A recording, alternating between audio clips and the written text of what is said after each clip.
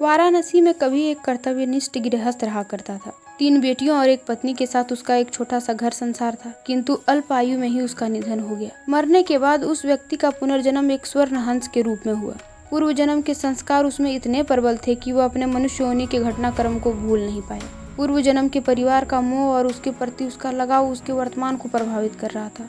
एक दिन वह अपने मोह के आवेश में आकर वाराणसी को उड़ चला, जहां उसकी पूर्व जन्म की पत्नी और 3 बेटियां रहा करती थी। घर के मुंडेर पर पहुंचकर जब उसने अपनी पत्नी और बेटियों को देखा तो उसका मन खिन्न हो उठा, क्योंकि उसके मरणोपरांत उसके परिवार की आर्थिक दशा काफी दयनीय हो चुकी थी। उसकी पत्नी और बेटियां अब सुंदर वस्त्रों की जगह चिथड़े में दिख रही थी। वैभव के सारे सामान भी वहां से तिरोहित हो चुके थे।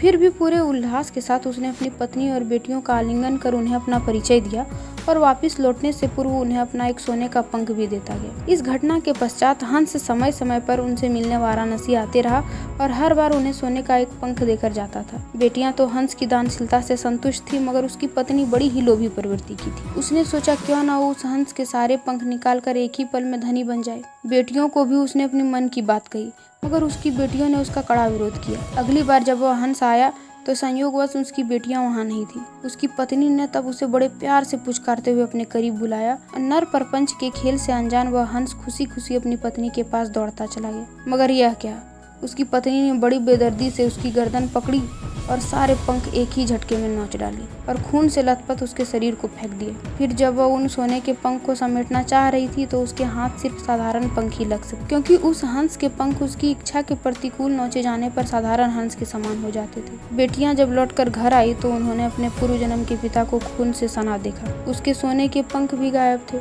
उन्होंने सारी बात समझ ली और तत्काल ही हंस की भरपूर सेवा कर कुछ ही दिनों में उसे स्वस्थ कर दिया। संभवतः उसके पंख फिर से आने लगे, मगर अब वो सोने के नहीं थे। अब हंस के पंख इतने निकल गए कि वह उड़ने के लिए समर्थ हो गया। तब वह उस घर से चला गया और कभी भी वाराणसी में दोबारा दिखाई नहीं पड़ा।